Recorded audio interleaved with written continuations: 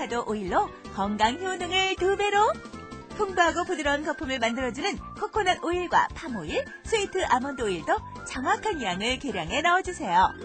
이렇게 계량을 한 오일은 45도씨에서 55도씨까지 중탕을 해 녹여주고, 앞서 만들어 놓은 가성소다 용액의 온도가 45에서 55도씨 정도로 떨어지면 함께 섞어주세요.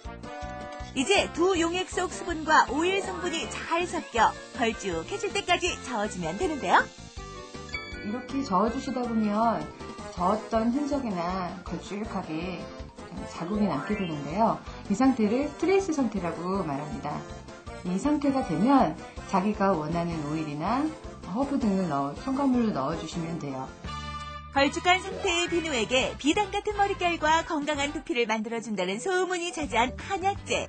하수오, 뽕잎, 창포, 어성초 분말을 전체 분량의 1%, 즉 10g 분량으로 계량을 해 넣어주고,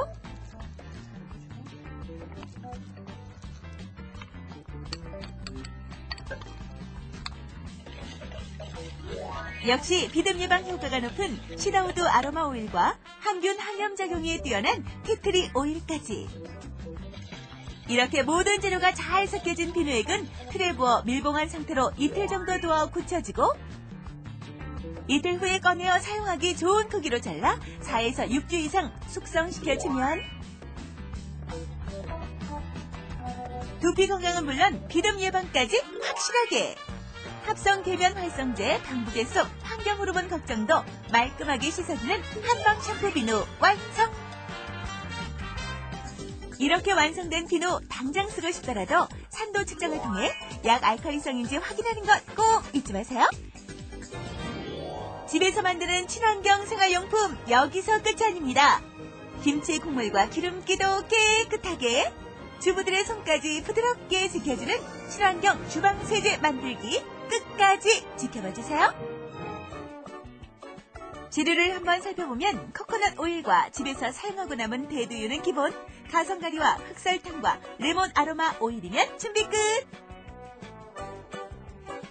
먼저 액체 상태의 비누를 만들 때 사용하는 가성가리를 증류수에 조금씩 섞어가며 녹여주는데, 샴푸 비누 만들기에서와 마찬가지로 마스크 착용과 환기는 필수라는 것 다 아시죠? 합성 계면 활성제 없이도 거품 팡팡! 피부 보습까지 책임지는 코코넛 오일과 비누를 부드럽게 해주는 대두유는 스테인리스 용기에 넣어 80도씨까지 중탕으로 가열해주고, 미리 만들어 놓은 가성가리 용액과 섞은 후 핸드 블렌더를 이용해 5분 정도 저어 되직하고 뻑뻑한 상태로 만들어주세요.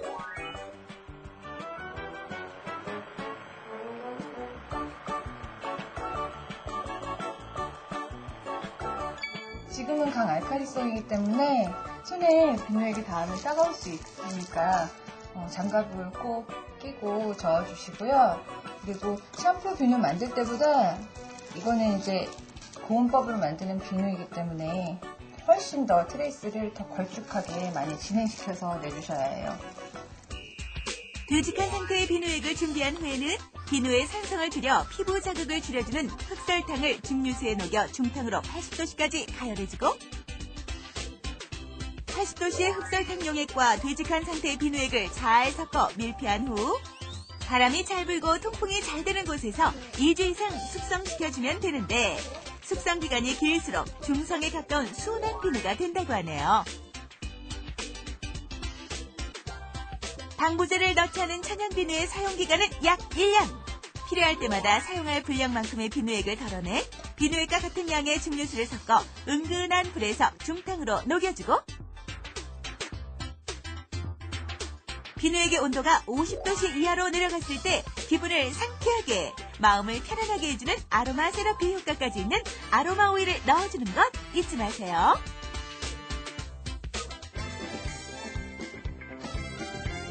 마지막으로 산도 측정을 통해 피부에 자극이 없는 산도 7에서 8의 약 알칼리성까지 확인하면 우리 가족 건강은 물론 환경까지 지켜주는 친환경 주방세제 완성! 일상생활 속 환경 호르몬 걱정은 이제 그만! 천연 재료로 직접 만드는 생활용품으로 가족의 건강은 물론 환경까지 지키는 친환경 생활법, 직접 실천해 보시는 건 어떠세요?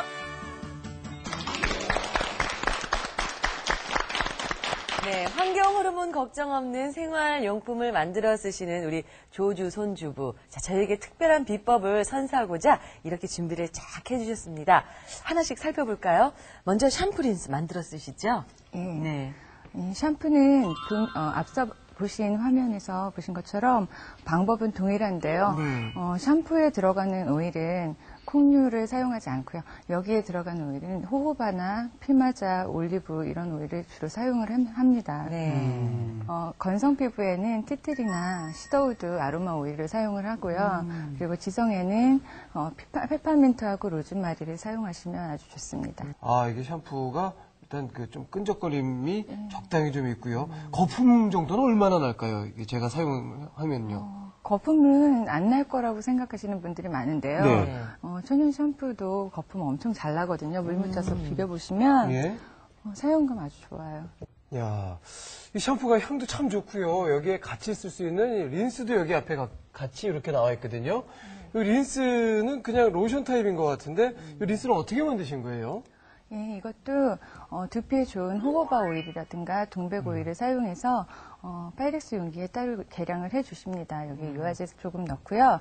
워터 계열에 점증을 내야 하기 때문에 점증제를 수량을 첨가를 해서 이 두 가지를 75도까지 가열을 합니다. 예, 그리고 오일에다 워터를 부어주시고 블렌더를 사용해서 트레스를 내주시면 돼요. 그리고 여기에다가 이제 아로마 오일이라든가 보습제 같은 그런 걸 첨가를 하시고 네. pH를 낮춰주기 위해서 구연산을 수량 첨가해 주시면 됩니다.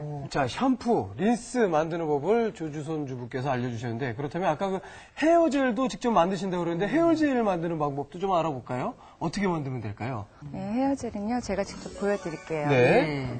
자, 먼저 파이렉스 용기에 계량을 해야 해요. 예. 계량을 보면은 증류수가 있는데요. 증류수? 증류수에 200g을 먼저 넣을게요. 이게 이제 계량이 정확해야 성분이 정확해지는 거죠? 200 됐습니다. 예. 여기에 이제 점증을 내야 하기 때문에 이제 내추럴 셀룰로즈를 넣을 거예요. 이건 천연 점증제로서 인체에 해가 없어요. 아, 그래요? 그거는 어느 정도 넣을까요? 이거는 여기 이제 6g을 넣을 건데요. 6g이요? 206이 돼야겠네요. 그러니까 3%가 되는 거죠. 100g당. 네. 4. 네.